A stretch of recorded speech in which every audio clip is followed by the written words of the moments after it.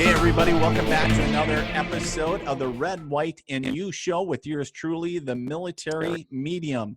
So, this episode, I get to speak with how do I want to say, a former Wisconsinite. I'm not a Wisconsinite myself, but a Northlander. How about we call it that? But my next guest is Tommy Anderson, and he's a native of Madison, Wisconsin. And he is an author and award-winning photographer and artist living in the LA area, an accomplished screenwriter and associate producer on the film based on his best-selling novel, can't even speak today, The Haboob Wind. And Tommy is also an actor in both television and film. He also a founding member of VetPix Film Productions, located in San Diego, an all-veteran independent film company. He also serves on the board of some other nonprofits we're going to get to here in a minute. And he's also has 23 years with several military organizations, including the Army, Army National Guard, and Air National Guard, and of course, 25 years in public service, and a whole host of his bio reads like a card catalog. It's just numerous stuff. But welcome to the Red, White, and You Show, Tommy. Dean, it's a pleasure to be here. Thank you so much. Absolutely. So for the listeners and viewers at home, who is Tommy Anderson? I know that's a loaded question, right? It's a loaded question. I get asked that quite often. That's like the number one question after people see the things that I've done. Right. I guess I'm someone that's not afraid to try something new and to just keep progressing and getting better at things. I enjoy a challenge. I think maybe the military instilled that in me. I guess I'm somebody called me a Renaissance man, and I guess I never really thought of it that way, but in a sort of way I am. But no, I just enjoy what I do, and I love giving back to the community because I get a lot, from them. So. Sure, absolutely. Well, it's interesting, Tommy, because that was one of the things, obviously, when I saw, of course, I think what I originally saw was either was a advertisement or something for your book, Haboob Wind, and there was some information on there, but I was like, well, who's Tommy Anderson? And then I wanted to see who's behind the book, the author, and then all of a sudden I see that you were in film and served in the military, and there was depth there. And I was like, well, we gotta reach out and find out more about this guy and get him on the show. So thanks for taking time today to do this interview. It's a pleasure. It's a pleasure. So a little bit, so you grew up, now did you grow up in Madison? Was that your Yes. your hometown? Yep. So to speak? I grew up there, born and raised. Beautiful area. It's a beautiful area. Left there for the service, came back and stayed, had my career in Madison until I retired. So yeah, I was pretty much a hometown boy. Very cool. Now your military service, what was your background in the military, Tommy? Well, when I graduated from high school, I was 17. The draft was going on with Vietnam, and I just assumed that once I turned 18, I'd be drafted.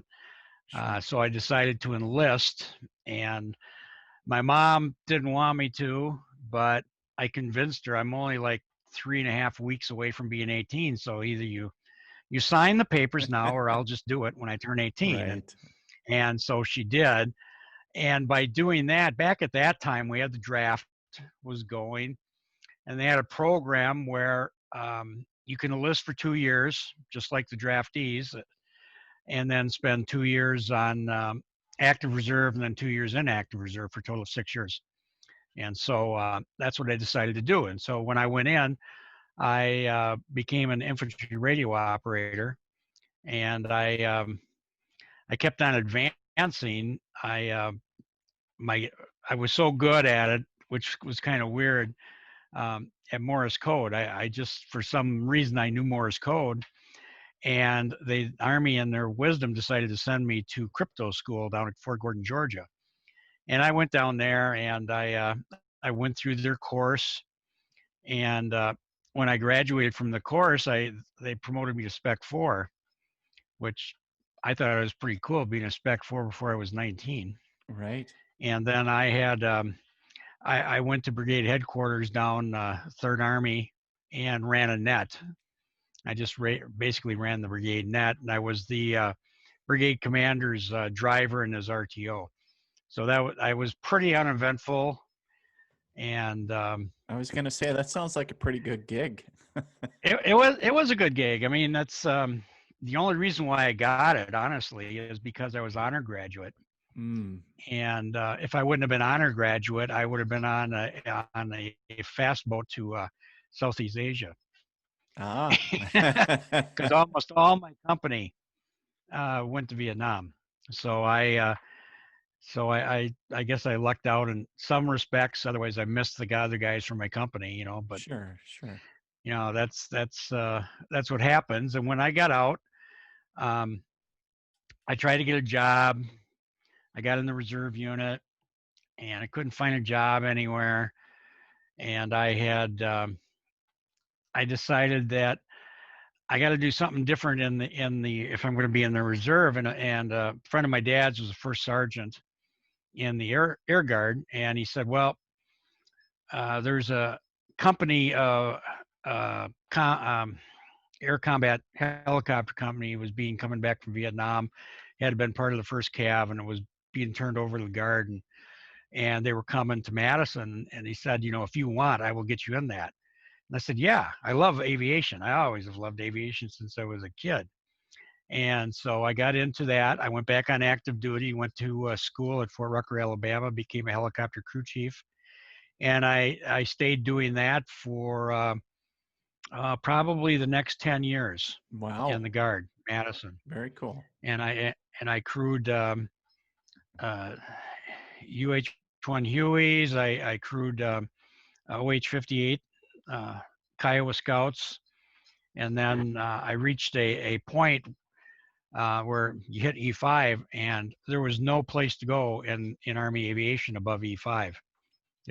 We had guys that retired as E5s because there was no place, and a spot opened up for me in the Air Guard, and it was with Crash Fire Rescue, and I was already in the fire department at that time in Madison, so it just seemed like a natural fit. I'd slide over there, and the top rank was E9 that I could go up to. Nice. And so I just decided I made a lateral change, and it went really well for me. I really, probably the best time I had was in the Air Guard. It's just after we got Reagan in, it's like we had unlimited funds. That became my part-time job. We could put in as many active duty days as we wanted a month. Wow. And in our career field, which was crash rescue, is considered critical.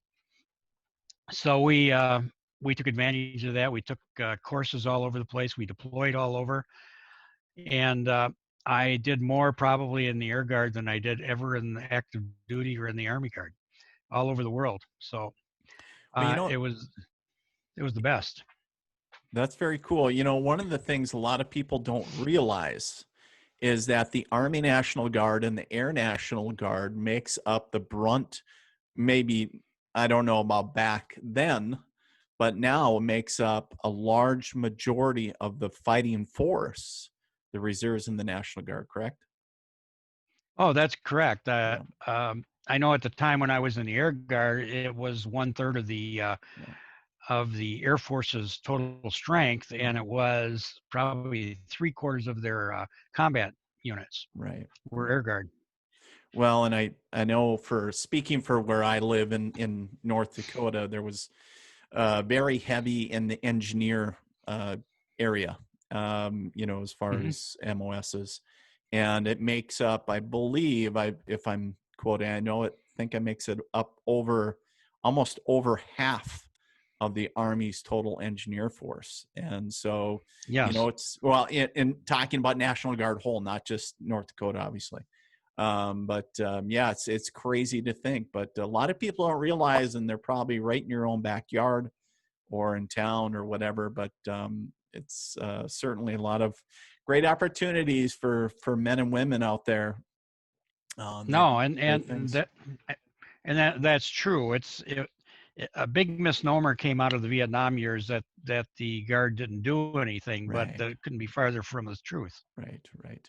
Well, and Yeah. yeah, and without getting into the weeds, I know they went Yeah. through a huge, huge restructuring from, I would say, from the late 70s all the way through into, I want to say it was late 90s, somewhere in the 2000s, but they went through a huge restructuring to make it almost look and train the same as the regular Army, because I know what a lot of people like, oh, all they do is go to their annual training and drink beer and dig holes, and they just run equipment and drink beer. But that was really far from the, maybe for some units, but really far from the truth for a lot of those military units. So Yeah, we had to meet the same standards as active right. duty. In fact, if we wanted to get promoted, we had to go to the same active duty schools. I had to go to the Command NCO Academy. I mean, there was no cutting around stuff. And uh, I went on active duty a number of times for things. I spent one summer working with the 12th Air Force as a IG inspector Hmm. and going around. And we would do that all the time. We'd get requests. I don't know how many times we need so many people for 3 months in Korea. Or we need this or that. Hmm. And that may have been our career field, but I think it was probably across the Guard Sure. quite a bit. Sure. A lot of great opportunities for those that really want to. You can really take a lot of different cool Yes. niches. I call them little rabbit holes that you can go down and all of a sudden find yourself on, I don't know, a temporary TDY somewhere for 3 months and have some pretty cool experiences. Yes, absolutely. So, so let's talk about a little bit what's going on. You got this book, Haboob Win, with the beautiful poster right Yes. behind your shoulder. And then, and you have a film production company, Vet Picks. Take us through first. Talk about Vet Picks real quick. How did a kid really from Madison, Wisconsin, serving in the military, how did you come into film, Tommy? Well, I came into film through writing. Mm, When I had retired from the fire department, I didn't want to retire. I had some passions, one which was photography, and I had done some writing for some trade journals, and I had decided that I want to do it professionally. I'm going to reinvent myself and do it professionally. And I thought there's three places I can go to do that, and be New York, Chicago, or Milwaukee. I mean, L.A. Midwest coming out of me. And I said, there's no snow in LA, so that's where I'm going. and and I could say the rest is history. But what got me is I started getting some really good gigs doing photography, and then I started working with a Western production company doing photography for them. Before you know it, I got to know more and more people in the industry. It just seemed like it happened. I wish I could say a defining moment, but people kept on saying from all over, all the stuff you've done, why don't you write a book about it? And I thought, well, no, I don't really want to write a book about myself. Us Midwest guys, we don't talk about ourselves that much. right, I, it's just not our thing. right. And so I said, okay, I'm going to write a book, but if I write a book, I'm going to make it effective. I want it to be good. I want it to be a thriller. And so I came up with the idea of Haboob Wind, and I started it probably 6 years ago, and I finally finished it up so it could go out in production. It was printed in 2018. Took me about 2.5 years to write it, and then another 6 months to get it through the editing process and everything. Okay. And I made a timely story about the war on terrorism and the effects back at home if we would have a sleeper society which was instilled within our fabric, within our law enforcement and military, and there would be an attack on the 20th anniversary of 9/11 in America. And I used two main protagonists in the book, and both of them were a National Guardsman, Hmm. and one was an FBI agent, and the other one was a Air National Guard fighter pilot. And they both team up to fight back against a terrorist attack. And out of that story, producer from Global Edge Pictures had read my book and got a hold of me and said, we should really make this into a movie.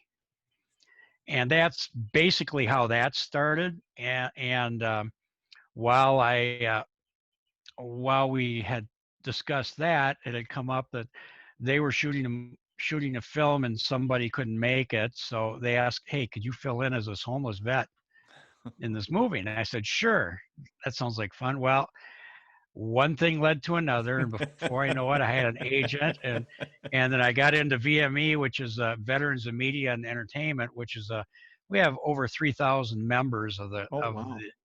throughout the United States, who are all veterans and all in the entertainment industry, and have great programs and training programs and mentorship, and through them I got onto a SEAL Team on TV. I was on Oh, that. I was on a couple other TV shows. I got in one major film with I can't think of the comedian's name right now, but I was playing with him, and it's in post production right now. It held up because of COVID-19, oh, sure. but that's how I got into the film industry. And then what came out of that is the more and more I was involved, I got involved with a comedian who wanted to do a sitcom. She's from Minnesota, and she wanted to do a sitcom about a Minnesota couple who wins the lottery and they relocate to California, and it's their lifestyle there. It's called the Smartleys. So I became a co-creator with her, and then a Okay. co-star on the pilot. And so we did that, and out of that, one of the people that And what's it? played my brother on the sitcom is a retired Marine Master Sergeant, and he's also in film and VME. And so we had a chance to enter the Armed Forces Film Challenge and make a film in 90 days, a complete film. And out of that, we formed vet picks between him, myself, my publicist, who was an Army major. I won't hold that against her. She's probably the best person that keeps me on track, Susan. And we formed the company, and I wrote the screenplay for Life After Oblivion. We filmed it. We got it all done, and we got it post-production, and it got held up by COVID-19. Oh, So man. that's in that's there too. And we were able, through VME, we used I want to say 9 cast members were all prior service military people. Oh, cool. So in the acting, so we try to promote those within our own group who are veterans, and Love it. that's it in a little bit of a nutshell. Sure. And that's how it happened. And it just seems like, when I think about it, it just seems like it happened really fast, but it happened so much went on, it was hard to keep it all straight. I was going to ask you, Tommy, if that the sitcom with the Minnesota couple relocating, if it was called the You Betcha Show, I bring me back to the Minnesota days. Oh, you betcha. Oh, yeah. I wanted to do that in there, but I was kind of voted down. Oh. And I thought that would be great. If you're going to do stereotypical, you Yeah. might as well, yeah, sure, don't you? Right.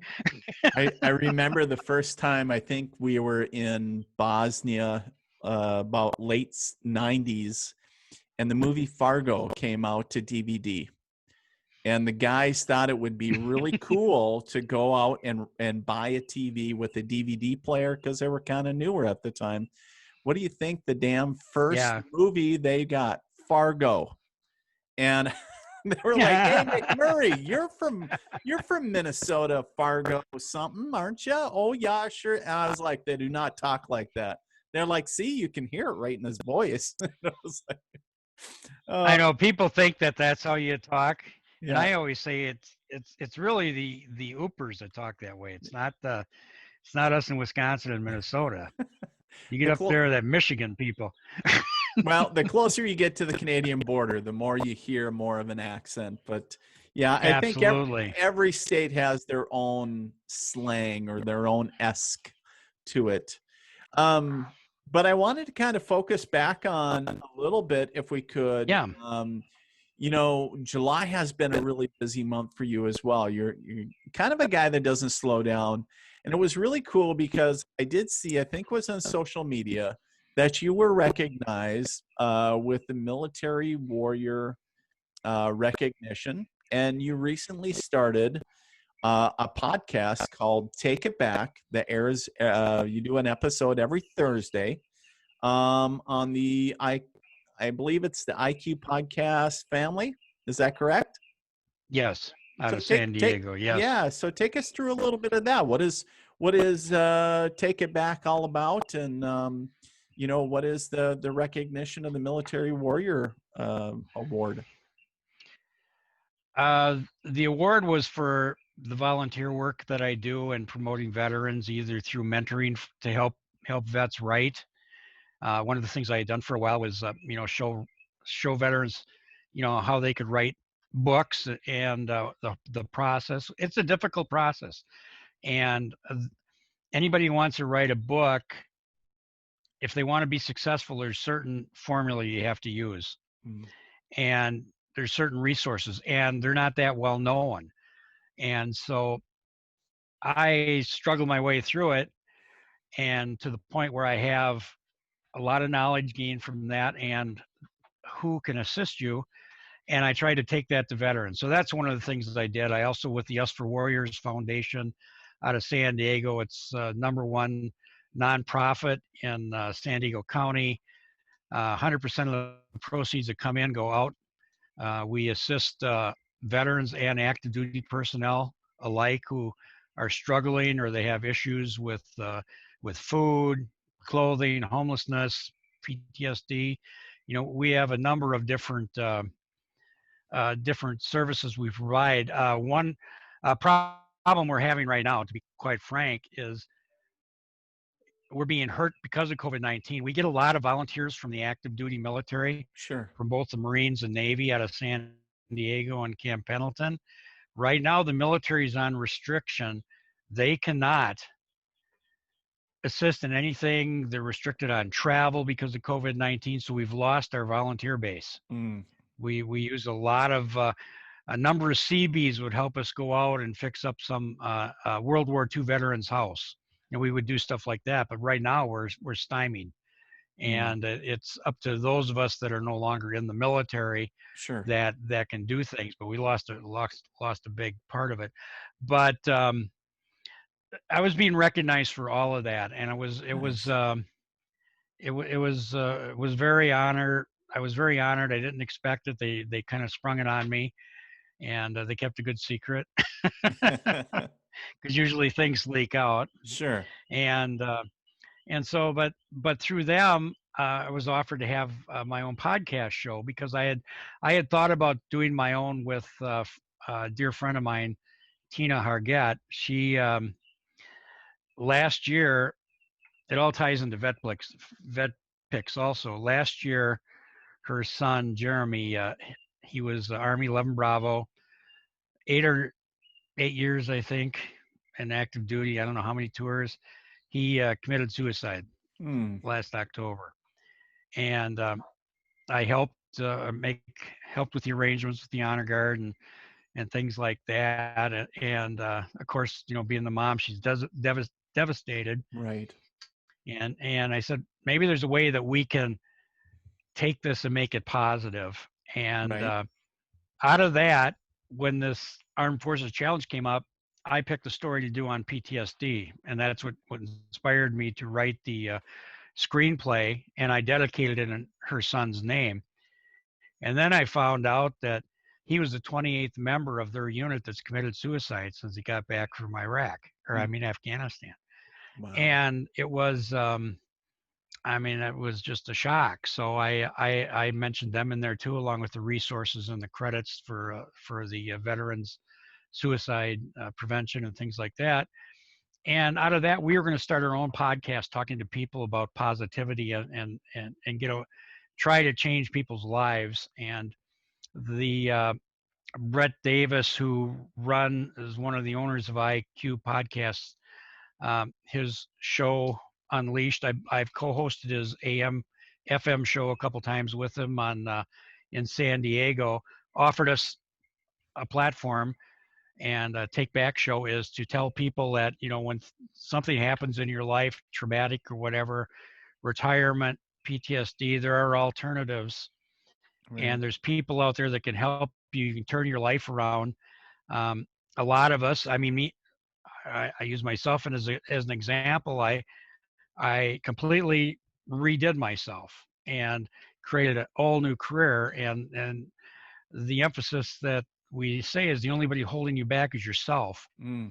And we'll bring in speakers and people every week who have done something like that, be them in the literary world, in the entertainment business, music, business, who have all done that. And they don't necessarily have to be military. They can be there's somebody who is uh, a battered woman I know, and she went from a homeless shelter to being a multimillionaire. Just Oh, completely wow. turned herself around and created her own business. And our whole focus is positivity. You can change your life. You got total control. Um, I was going to say that we had a saying in the military about don't let that win. So I won't say I'm sure you know what I'm talking Right. Yeah. about. Yeah. Yeah. But So, that's the emphasis is that, you know, don't let them win. right. You're in charge, and we'll help you. That's what we want to do. I was going to ask you, Tom. Now, you served a lot of years in the military, served a lot of years in public service, law enforcement, first responders, that kind of stuff. So, you've seen a lot of stuff, experienced a lot of things in your life thus far. So, Hmm. what would you share? Number one, what would you share to those that feel if they're transitioning from, and I'll use the umbrella term, a public servant, or the military, if they feel that they have lost a sense of self? Like, for example, somebody that has served a number of years in the military, and all of a sudden they're out, they feel lost, and they're like feeling like they're losing, like, I don't even know who I am anymore because I'm not Dean the soldier. Like, how do I identify even with self? Like, how do I show up to the world? What would be Right. what would be Tommy Anderson's advice to that individual if they're struggling in that area? Well, again, the focus of our show is that my advice would be is keep your mind open and look for that door that's in front of you. Mm. For me, I saw God open up a door, and I said, do I have the guts to go through that? Because it means giving up my house, giving up everything, Mm. moving 2,000 miles away, starting over, living out of a motorhome, and and I had this vision that I could do it, and that's the biggest thing is you can do it.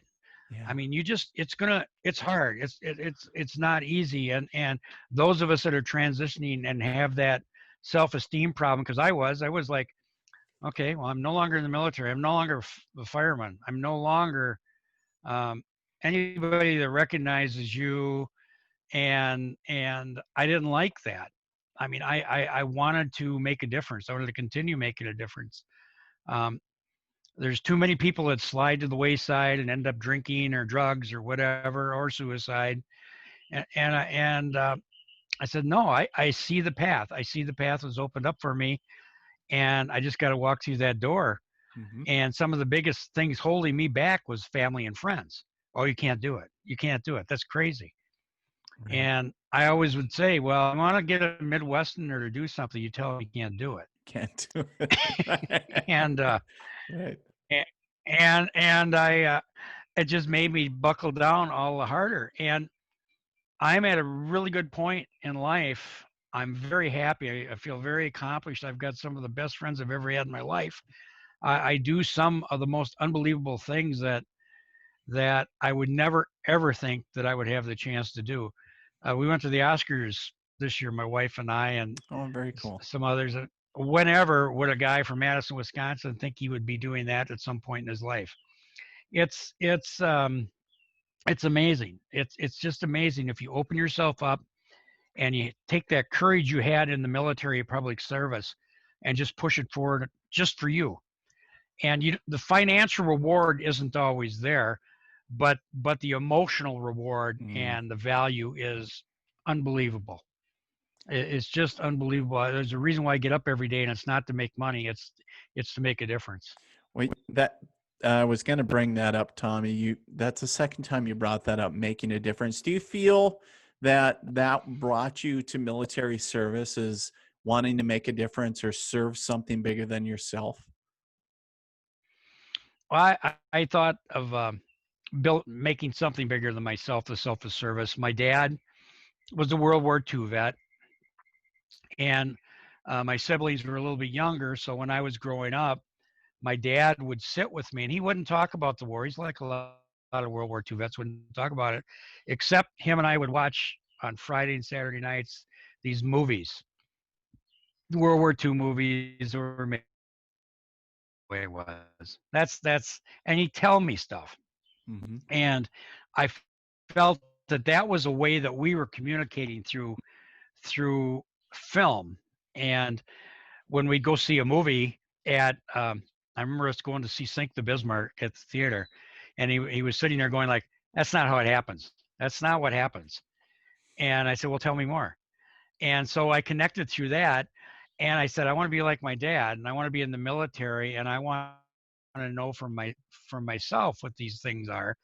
And I know that both my uncles had been in the service. My grandfather had died from World War One. My great great grandfather was in the Civil War. So I know we had a long military history, and I just wanted to I wanted to be part of that. I felt Hmm. a pride in being a soldier Mm. at a Right. time when it was unpopular. Right. Well, especially, right? Yes. So we talked a little bit about your advice to those that are transitioning at some level and feeling like they're losing a sense of self. And I want to switch turntables a little bit and talking about, because you talked about the young man that took his own life, struggling with PTSD and some other issues that he was dealing with. What advice would you give maybe to somebody that's listening right now, whether they're military or not, that is dealing with some type of trauma, depression in their life or whatever? Is there some um, advice that you would give them um to maybe help them navigate life? I would say don't be afraid to ask for help. That's the biggest thing. And I had some real PTSD problems from the fire department, some of the stuff we saw. And one of the biggest handicaps I had is I would not ask for help. Mm. I ended up getting in more problems not asking for help. And when I started asking for help, my life started to change, and I looked at things differently. And then I also, the other thing I say, I was given a dog to to help.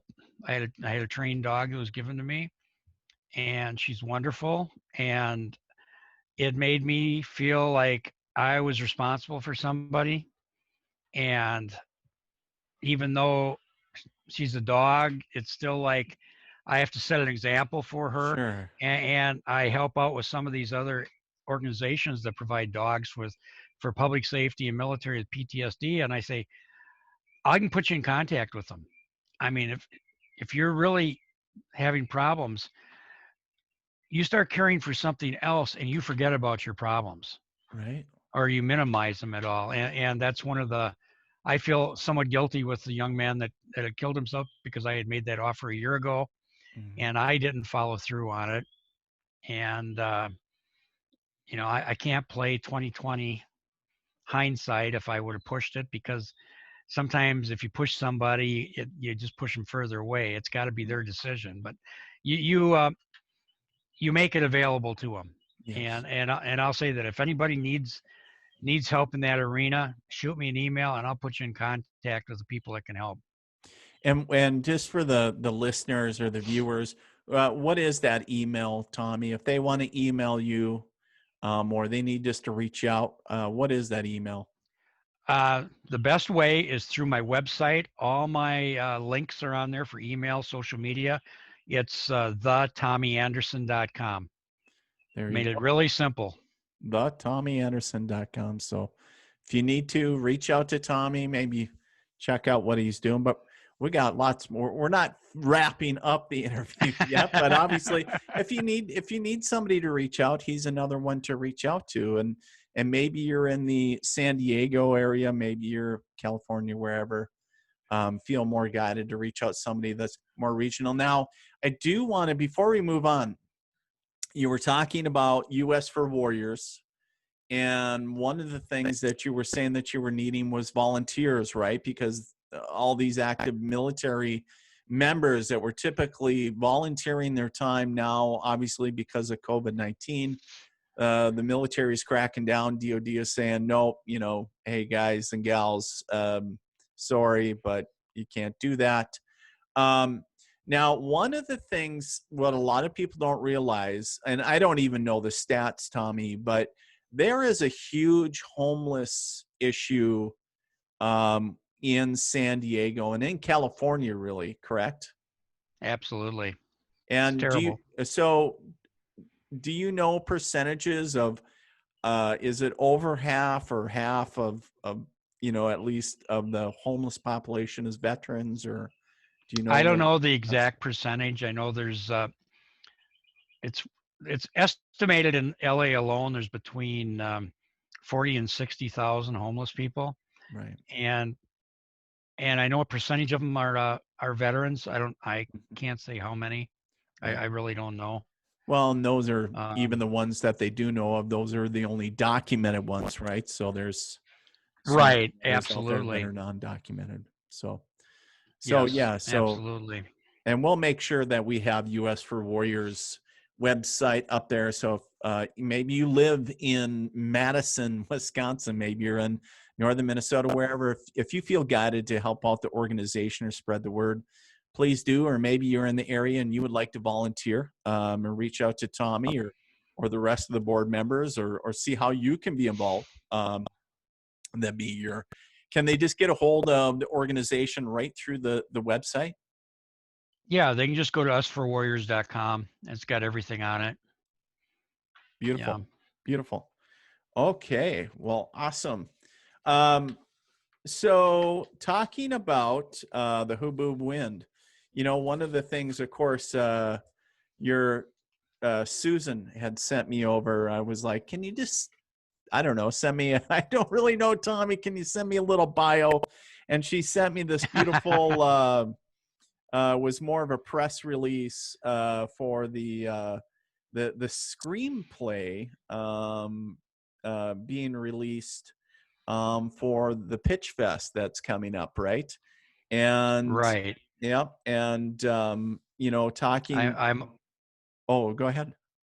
I was just going to say on this Wednesday, I'm pitching at the Lionsgate Studios. There you go. And I was going to say, I was going to bring up Lionsgate because it is a very well-known. If you've ever watched a major motion picture or whatever, you've probably seen Lionsgate come in, on the credits. So, is there anything that you can talk about, like as far as the Pitch Fest or anything around that? I know that there's it's kind of dicey when you're trying to pitch something Yeah, for. Yeah. it's for the past 5 years, Veterans of Media and Entertainment have worked out arrangements with different studios to help promote veterans and entertainment, like I was saying. They have a close relationship with CBS, and a number of us have been on, like I said, SEAL Team, Criminal Minds, and some of those others. They'll use some of the character actors and that are members of our organization. Um, they also work with Lionsgate Grindstone, which is a production company within Lionsgate.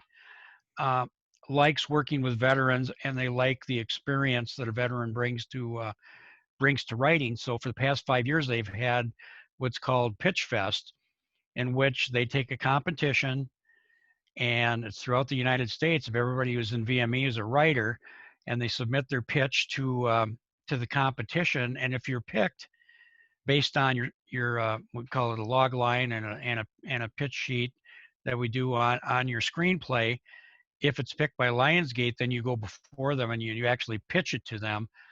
And if that is successful, you go to the next level, and you go through like 3 pitches with them. Each one's a little bit longer, and they refine it to the point where they say, okay, we're going to do these pictures. And so they had 167 people apply this year. Out of that, they took 13. I was one of the 13. From what I understand, out of the 13, they're going to take 6 for further consideration. So I feel really good about it. I wrote a strong screenplay. I wrote a strong pitch. So VME was instrumental in us practicing our pitch, getting us. We had all kinds of Zoom sessions on actually talking to the producers from Lionsgate and how to present ourselves, everything down to what to wear, what to mention. And so I feel really prepared to go into this. Good. And that's what that Pitch Fest is. It's a great opportunity for those of us that might never get before a major studio.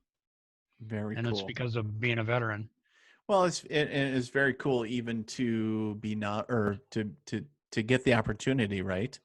And Yes. More so to become, get into the I guess the starting getting into the finals of the selection process. So that's exciting. We're excited for you, and we Oh, wish you thanks. Yeah, it's very tremendous amounts exciting. of luck. Yeah. Well, and even more so, maybe it's a little how do I want to say, maybe a little selfish because we want to go watch we want to go see it at the theaters. So whatever adaptation it becomes, Right. we'd love. Absolutely. Yeah, that'd be really exciting. Well, Tommy, is there anything in closing today that you wanted to that we forgot to talk about that you wanted to make sure that we chat about and get Well, plugged in getting there? back to Boob Wind, Yes. on July 3rd, it became #1 bestseller on Amazon. Congratulations. Thank you. And that was through the hard efforts of both Susan Faris, my publicist, and Susie Schaefer from Finish the Book Publishing, who worked to make you a best-selling Very author. cool. Very cool. And they're both amazing people. The other thing is Boob Wind is going to be coming out on Audible. I was hoping by now, but everything's delayed because of this COVID stuff. Sure. So maybe in the next couple of weeks, it'll be available on Audible. I have another book coming out. I was hoping in July, but it's probably going to be August now, which is 2 Million Steps. And it's about, it's a Civil War historical novel on Wisconsin's 25th Volunteer Infantry out of Vernon County, Wisconsin. Okay. And they were with General Sherman, and it follows them from the 2 main characters from the inception of the unit to the end of the war. And I'm really excited about that coming out. And there'll be pressers on that, and that's probably going to go to Audible right away because I've already worked out the details with the publishing. But that's really if folks want gone to over check a lot today. Well, if folks want to check out Haboob Wind, and keep tabs on your other book when it comes out, where would they go? Again, to my website, tommyanderson.com. So, Everything's on there. I do a blog. okay. I try to keep up on the blog on like when we were filming the movie and Mhm. things like that. I try to keep people up on current things that are going on in Do my you life. And is there a link there also if they want to check out current episodes of Take It Back, the podcast? there will be. Okay. We're in the process this week of getting that all set up because our first what do you call it, live link or whatever goes on this Thursday. Sure. And Sure. so they're working on all that right now. Nice. Excuse Okay, me. perfect. No, it's great to know. Perfect. So, well, my guest today, Tommy Anderson. I don't know how to summarize it, but chief extraordinaire, jack of all trades, I guess. But no, we're Jack of all trades, for you. master of none. And it's great connecting with a fellow northerner. But Yes. but we look forward to seeing what comes up, not only with the out of the Pitch Fest, but everything else, your future works. And I'd be remiss if I didn't say thank you for your service, not only to the country, but to the community and doing everything that you do. So, and also the veteran community. So thank you so much. Thank you for yours. Absolutely, Tom.